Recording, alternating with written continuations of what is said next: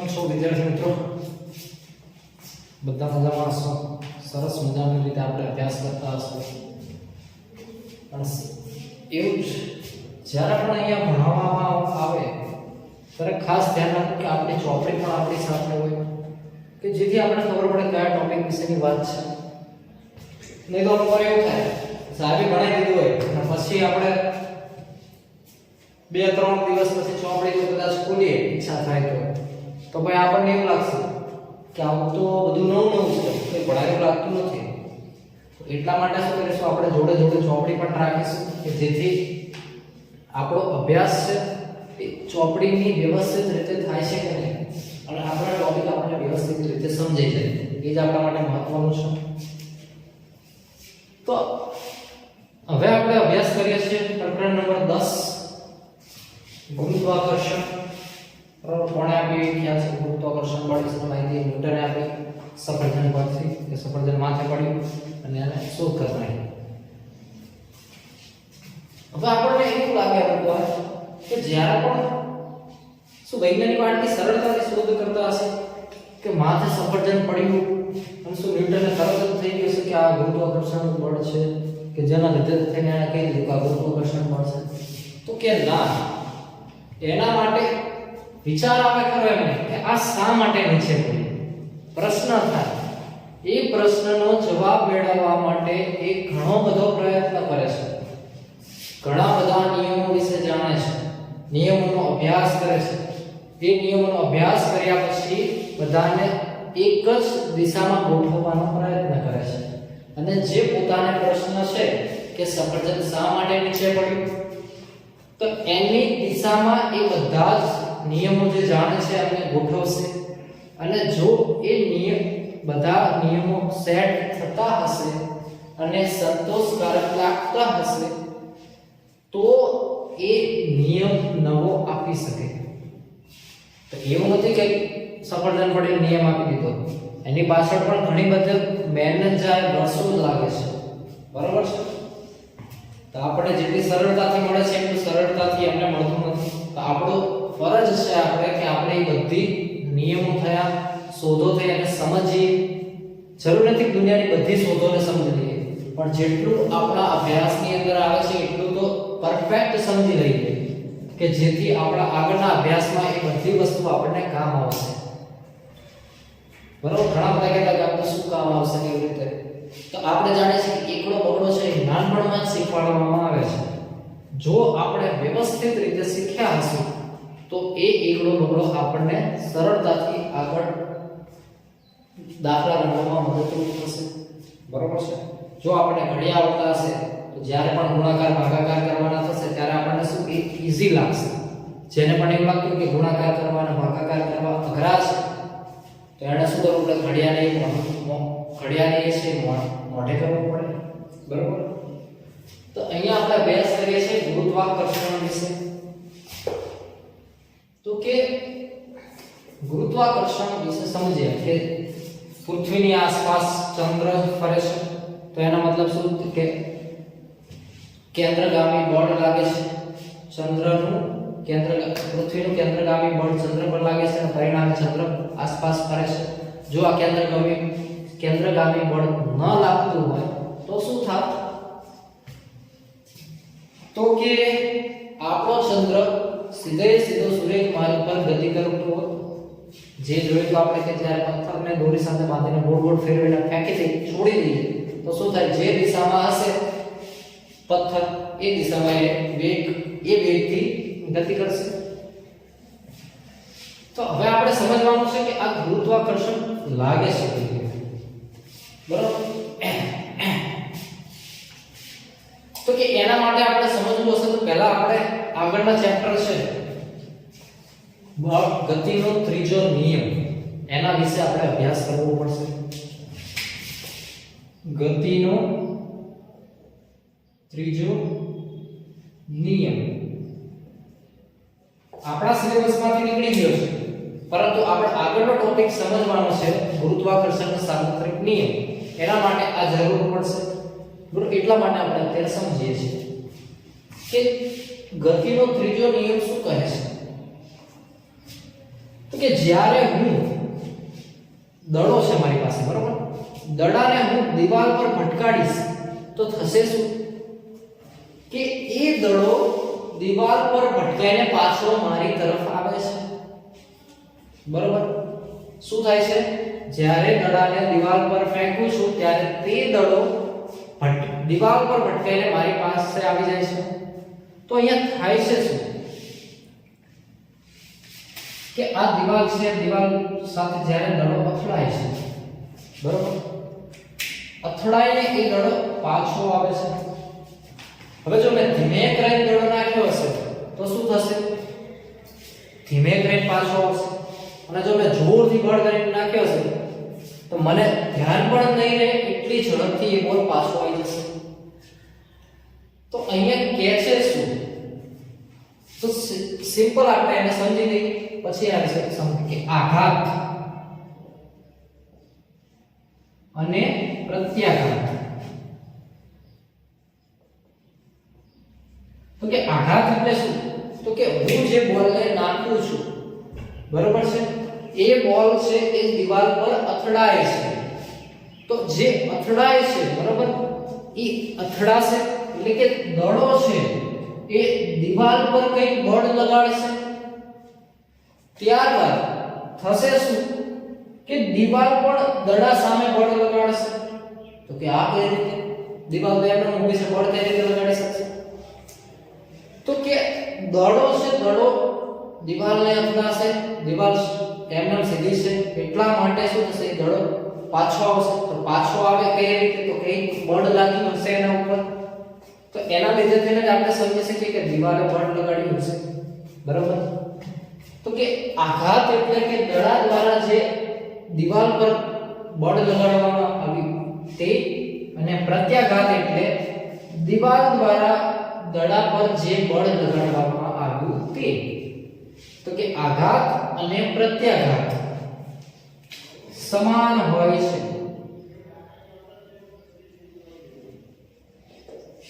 શું પદાર્થનો આઘાત અને પ્રત્યાઘાત સમાન હોય છે? અને આ જ છે આપણો ગતિનો ત્રીજો નિયમ. તો કે વાવ, તમને બધાને એમ છે કે સાહેબ આટલું સહેલું છે આ તો શા માટે કાઢી નાખ્યું? તો આપણને આગળના ચેપ્ટરમાં આનો ઉપયોગ આવતો હતો એટલા માટે જ કાઢી નાખ્યું કે જેથી આપણે શું આ ચેપ્ટરમાં એનો લોડ ના લઈએ અને આગળના ચેપ્ટરમાં એને સમજીએ, બરોબર, કેમ કે આનો ઉપયોગ થાય છે. તો કે આઘાત અને પ્રત્યાઘાત સમાન હોય છે. તો કે આ નિયમને ગુરુત્વાકર્ષણ સાથે શું લેવા દેવા? એ પણ એક પ્રશ્ન છે. તો આપણે પહેલા સમજીએ આના ઉદાહરણ આગળ કે જે ચોપડીમાં આપણને આગળના ચેપ્ટરની અંદર આપ્યા છે કે ગતિનો ત્રીજો નિયમ, એની અંદર આપણે 4 ઉદાહરણ આપ્યા છે પ્રવૃત્તિ સહિત. કે એક સ્પ્રિંગ આપી છે. શું આપી? એક સ્પ્રિંગ આપી છે.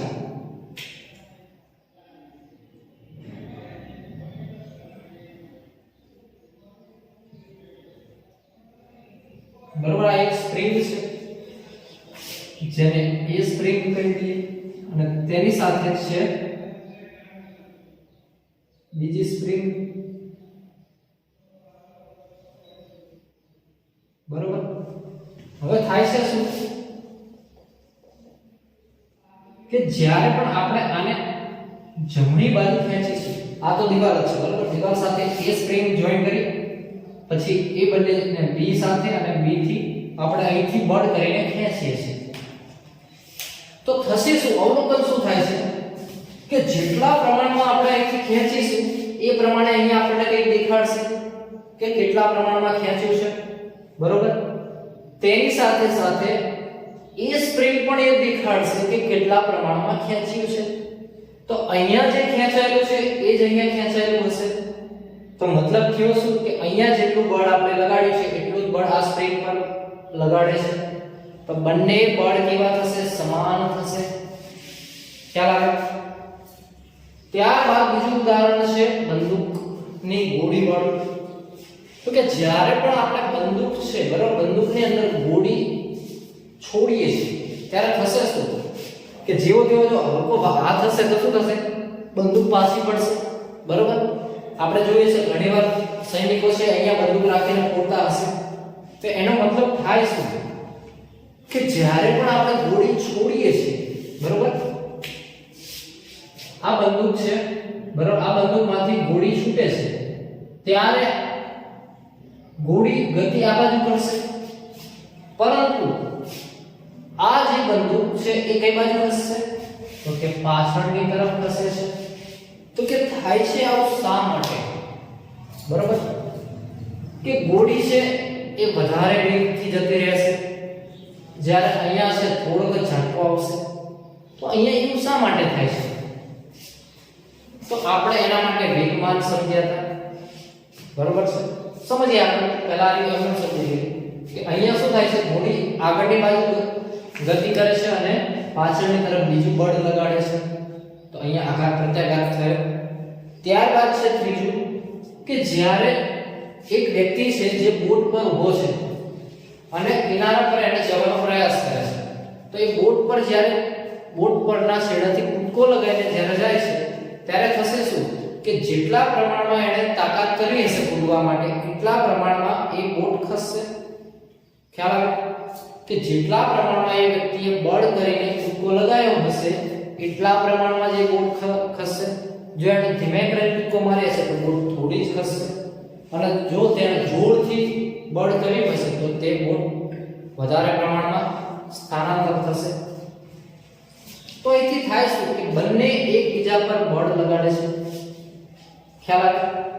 જો આપણે કૂદકો લગાવીએ તો થશે શું કે આપણે જમીન પર કંઈક બળ આપીએ છીએ, બરોબર છે, પરિણામે થાય છે કે જમીન પણ આપણને કોઈ બળ આપશે. એના હિસાબે આપણે ઉપર કૂદકો મારી શકીએ છીએ. તો કે જે આપણે સ્પ્રિંગ પરથી સમજ્યા, ગોળી પરથી સમજ્યા અને બોટના ઉદાહરણ દ્વારા સમજ્યા, બરોબર. તો હવે આપણે અહીંયા ગુરુત્વાકર્ષણ પર આપણો જે મુખ્ય ટોપિક છે એના ઉપર કે કઈ રીતે થાય છે. તો કે જે સફરજન છે, બરોબર, સફરજન ક્યાં પડશે? તો કે જમીન પર પડે છે.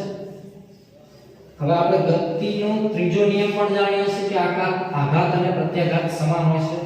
એટલે કે એક પદાર્થ બીજા પદાર્થ પર બળ લગાડે તો બીજો પદાર્થ પણ પ્રથમ પદાર્થ પર એટલી જ માત્રામાં બળ લગાડે છે. શું કીધું?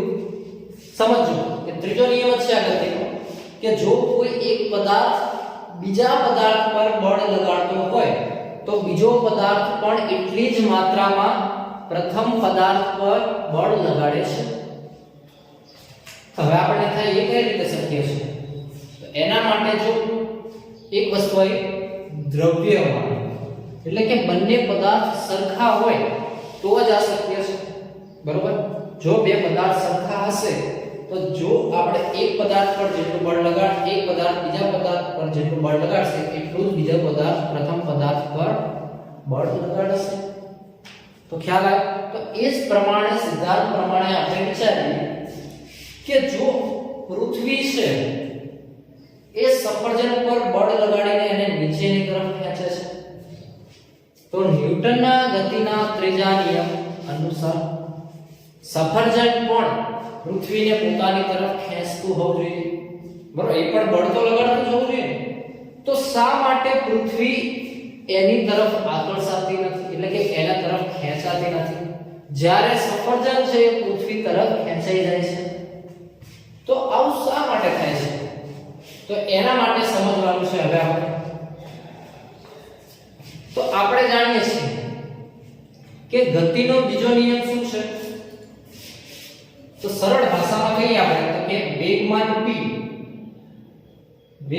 p બરાબર m into v, એટલે કે માસ એટલે કે દ્રવ્યમાન, અને આ છે વેગ, બરોબર. દ્રવ્યમાન અને વેગનો ગુણાકાર કરો એટલે આપણને વેગમાન મળે છે. તો થાય શું કે જ્યારે બંદૂકની ગોળી વાળો વિચારીએ કે બંદૂકની ગોળીનું વજન કેવું હશે, માસ કેવું હશે, દ્રવ્યમાન કેવું હશે? તો કે ઓછું હશે. તો એને આપણે વેગ વધારે આપીશું, બરાબર, તો જ એ કંઈક નુકસાન કરી શકશે, કોઈને મારી શકશે. જો ગોળીને હાથથી ફેંકીશું તો શું થશે? કંઈ જ થશે નહીં, બરાબર. અને જો પદાર્થ ભારે છે બરોબર, એના માટે આપણે ટ્રકનું ઉદાહરણ જોયું કે જો ટ્રકને માત્ર 5 મીટર પ્રતિ સેકન્ડની વેગથી જો ગતિ કરાવી તો આપણે કોઈની જાન લઈ લઈશું. તો અહીંયા થાય છે શું કે પૃથ્વી છે, પૃથ્વીનો વેગ દ્રવ્યમાન કેવું હશે તો કે ખૂબ જ ઘણું વધારે હશે. જ્યારે સફરજનનું દ્રવ્યમાન કેવું હશે તો કે એ તો પૃથ્વીની સાપેક્ષે એકદમ ઓછું હશે. તો થાય શું, સફરજન પૃથ્વી પર કંઈક તો બળ લગાડતો હશે બરાબર, પરંતુ પૃથ્વી સફરજન પર જે બળ લગાડતી હશે એની સાપેક્ષે તો પેલું સાવ નહિવત હશે. તો થાય શું પરિણામ કે સફરજન જ પૃથ્વીની તરફ ખેંચાઈ જાય છે, એટલે કે એના પૃથ્વી જ સફરજન પર બળ લગાડે છે. હવે આ વસ્તુ ખ્યાલ આવી ગઈ બરાબર છે. તો હવે બીજું શું કે વેગમાન છે,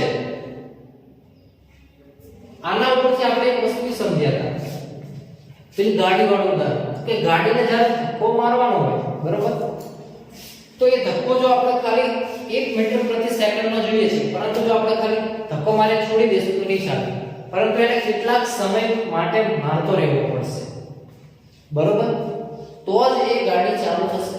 તો અહીંયા એક વસ્તુ સાંભળવાની કે જો આ વેગ છે, વેગ જો સમય સાથે બદલાતો હોય તો થશે શું, તો આપણને ખબર છે કે વેગનો ફેરફાર સમય સાથે તો શું થશે, પ્રવેગ થઈ જાય બરોબર છે. તો એના ઉપરથી નવું આવે કે F = m e, જ્યાં a શું છે પ્રવેગ, m શું છે તો કે માસ એટલે કે દ્રવ્યમાન, અને F શું છે તો કે બળ. તો કે આ કેવી રીતે આવે, તો અહીંયા જે વેગનો ફેરફાર થાય છે એ વેગનો ફેરફાર શેના પર આધાર રાખશે તો કે જેટલા પ્રમાણમાં આપણે બળ કરીએ છીએ એટલા પ્રમાણમાં બરાબર. 1 સેકન્ડ માટે જો આપણે બળ કર્યું હશે તો એટલું બળ મળશે, જો 2 સેકન્ડ માટે કરીએ તો 2 સેકન્ડ માટેનું બળ મળશે. તો બળ શું થશે, જો સમય વધારે હશે તેનું બળ પણ કેવું હશે, વધારે થશે. આ વસ્તુ ખ્યાલ આવે. તો હવે શું કહે છે કે F = fa થઈ ગયું બરાબર, P = mv ની જગ્યાએ, તો કે F = ma. તો હવે અહીંયા શું કે આ બીજો નિયમ છે, તો કે આ પ્રવેગ છે બરાબર, પ્રવેગ કઈ રીતે આધાર રાખશે તો કે a = f ના છેદમાં m બરાબર. તો સમજીએ આના ઉપરથી કે ગોળીની જે આપણે વાત કરી બરાબર એની વાત છે કે જ્યારે જો પ્રવેગ છે એ પદાર્થના દ્રવ્યમાનના વ્યસ્ત પ્રમાણમાં હોય છે. શું હોય છે, પ્રવેગ પદાર્થના દ્રવ્યમાનના વ્યસ્ત પ્રમાણમાં હોય છે બરાબર. તો સમજીએ એને કેવી રીતે, જો કોઈ પદાર્થનો પ્રવેગ વધારે હશે તો તેનું દ્રવ્યમાન કેવું હશે, ઓછું. ઉલટું વિચારીએ કે જે પદાર્થનું દ્રવ્યમાન ઓછું હશે તો તેનો વેગ કેવો હશે, પ્રવેગ કેવો હશે, વધારે થશે બરાબર. અને જેનું દ્રવ્યમાન વધારે હશે તેનો પ્રવેગ કેવો થશે, ઓછો થશે. તો આ વસ્તુ ખ્યાલ આવી ગઈ. તો થાય છે શું કે જ્યારે બંદૂકથી આપણે ગોળી છોડીએ છીએ બરાબર, તો ગોળી પર આપણે કંઈક બળ લગાડીએ છીએ, બળ ફિક્સ છે બરાબર. બળને આપણે નક્કી કરી દીધું કે આટલું જ બળ લગાડવાનું છે બરાબર, તો કે હું એક આંગળીથી મારું એટલું જ હું બળ લગાડીશ. તો બળ ફિક્સ કરી દીધું, તો હવે જે પ્રમાણમાં દળ હશે એ પ્રમાણમાં એનો પ્રવેગ મળશે. તો હું F = 1 કહી દઉં બરાબર, 1/m થશે બરાબર. તો કે જેમ જેમ જો માસ વધશે બરાબર, જેમ જેમ દ્રવ્યમાન વધશે તેમ તેમ પ્રવેગમાં શું થશે, ઘટાડો થશે. બરાબર, પ્રવેગ એટલે શું? વેગમાં થતો ફેરફાર ઘટતો જશે. અને જો દ્રવ્યમાન વધુ વધશે તો પ્રવેગમાં ઘટાડો, આપણે પ્રવેગ ઓછો મળશે. અને જો દ્રવ્યમાન ઓછું હશે એટલે કે ગોળી જેટલું હશે તો આપણને પ્રવેગ કેવો મળશે? ખૂબ જ વધારે. ખ્યાલ આવ્યો? કેવો મળશે પ્રવેગ? ખૂબ જ વધારે. તો આટલી વસ્તુ આપણે આની અંદર સમજવાની હતી.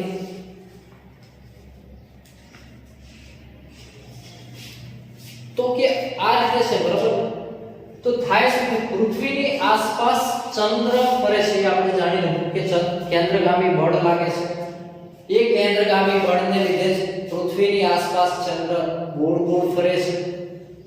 તો અહીંયા એવું થાય કે પૃથ્વી ચંદ્ર તરફ કંઈક બળ લગાડીને પોતાની તરફ ખેંચે છે. તો એવું પણ થાય એનાથી વિરુદ્ધ કે ચંદ્ર પણ પૃથ્વી પર કંઈક બળ લગાડતો હશે. બરાબર છે? તો આ જે બળ છે, તો પછી એવું શા માટે નથી થતું કે પૃથ્વી ચંદ્ર તરફ ખેંચાઈ જાય? તો એના માટે આપણે સમજીએ સફરજન અને પૃથ્વીનું ઉદાહરણ. કે સફરજનનું કેવું છે? દ્રવ્યમાન ઓછું છે, પરિણામે આમાં નહીવત બળ લાગે. જ્યારે પૃથ્વીનું દળ કેટલું છે? ખૂબ જ વધારે. તો તેમાં કેવું લાગશે? બળ ખૂબ જ વધારે.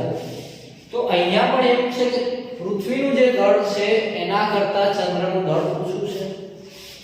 પરિણામે જે પૃથ્વીનું બળ છે એની સાપેક્ષે ચંદ્રનું બળ છે એકદમ નહીવત છે, એટલે ઓછું થશે. એટલા માટે પૃથ્વી ચંદ્ર તરફ આકર્ષાતી નથી, પરંતુ ચંદ્ર એ પૃથ્વી તરફ આકર્ષાય છે. ખ્યાલ આવી ગયો આ વસ્તુ? તો આ ઉપરથી ન્યૂટન નામના વૈજ્ઞાનિકે કીધું કે વિશ્વના દરેક પદાર્થો શું કરે? ખાલી ચંદ્ર સૂરજ પૂરતું સીમિત નથી, ચંદ્ર પૃથ્વી પૂરતું સીમિત નથી, સૂર્ય પૃથ્વી પૂરતું સીમિત નથી, સફરજન પૃથ્વી પૂરતું સીમિત નથી. પરંતુ ન્યૂટન નામના વૈજ્ઞાનિકે કીધું કે આ જે નિયમ જેવું છે, બરાબર, આ જે છે કંઈ પણ બળ એ પૃથ્વીના કોઈ પણ બે પદાર્થો વચ્ચે અનુભવાય છે, જેને આપણે આકર્ષણ બળ કહીએ છીએ. અને આ આકર્ષણ બળને શું કહેવાય છે? ગુરુત્વાકર્ષણ બળ કહેવાય છે. તો વ્યવસ્થિત વ્યાખ્યા જોઈએ કે પદાર્થો વચ્ચેના કે વિશ્વના બધા જ પદાર્થો, શું કીધું કે વિશ્વના બધા જ પદાર્થો એકબીજાને આકર્ષે છે. અને આ પદાર્થો વચ્ચેના આકર્ષણ બળને જ આપણે શું કહીએ છીએ? ગુરુત્વાકર્ષણ બળ કહીએ છીએ. ખ્યાલ આવ્યો? તો અહીંયા આપણને એ પણ પ્રશ્ન થાય કે સાહેબ ગુરુત્વાકર્ષણ બળ છે તો એ તો દ્રવ્યમાન ઉપર આધારિત ને, કે જેમ જેમ દ્રવ્યમાન વધુ એનું ગુરુત્વાકર્ષણ બળ વધુ. તો કે હા, એના પર થાય. બરોબર? આ રીતના પ્રશ્નો પણ આપણને થવા જોઈએ. બરોબર? તો જ આપણે ન્યૂટન બની શકીશું, ન્યૂટન જેવા વિચારો આપણે અંદર આવી શકશે, કોઈ નવી સંશોધન કરવાની વૃત્તિ આવશે આપણામાં.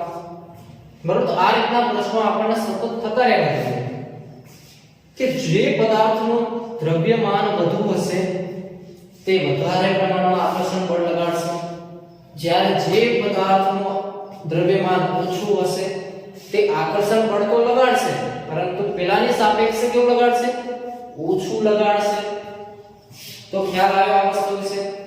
તો આ જેટલું પણ આપણે જોયું આકર્ષણ બળ કે જેને આપણે કીધું ગુરુત્વાકર્ષણ બળ, તો હવે આપણે નેક્સ્ટ વિડિયોમાં આપણે સમજવાનું છે કે ગુરુત્વાકર્ષણનો સાર્વત્રિક નિયમ, જે આપણા માટે ખૂબ જ અગત્યનો છે અને આપણા આગળના અભ્યાસ માટે એ ખૂબ જ ઉપયોગી સાબિત થવાનું છે.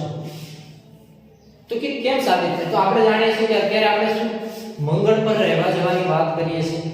તો પરિણામે થાય છે કે મંગળ પર રહેવા જવાનું હોય તો કે મંગળનું દળ આપણું પૃથ્વીનું દળ બંને વચ્ચે પણ આકર્ષણ થવાનું. તો એ પ્રમાણેના બધા જ નિયમો આપણે ભણવા પડે. જો આપણે અત્યારથી જે નિયમો સારી રીતે સમજી ગયા હશું તો આપણને આગળના અભ્યાસમાં એ નિયમો ઉપયોગ કરવો સહેલો લાગશે.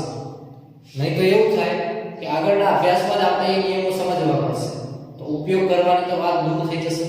એટલા માટે આપણે અત્યારથી જ એ નિયમો સમજી લઈએ સરળ ભાષામાં કે જેથી આપણને એનો ઉપયોગ કરવો સરળ પડે. કોઈ પણ વસ્તુને જો આપણે સમજેલા હોઈએ તો એનો ઉપયોગ સરળતાથી કરી શકીએ. જેમ કે આપણે જોઈએ કે સરવાળા બાદબાકી આપણે સમજેલા હોય તો આપણે કોઈ રૂપિયા આપે તો આપણે કહીએ કે આટલા રૂપિયા છે, બરોબર. બે 500 ની નોટ આપી, 100 ની આપી હોય, 50 ની આપી, આપણે તરત કહી દઈએ કે 1150 રૂપિયા જેવું થાય, બરોબર. ક્યારે કહી શકીએ કે જ્યારે આપણે સરવાળા વિશે સ્પષ્ટ સમજણ ધરાવતા હોઈએ ત્યારે, બરોબર છે. તો આપણે હવે મળીએ આવતા વિડિયોમાં.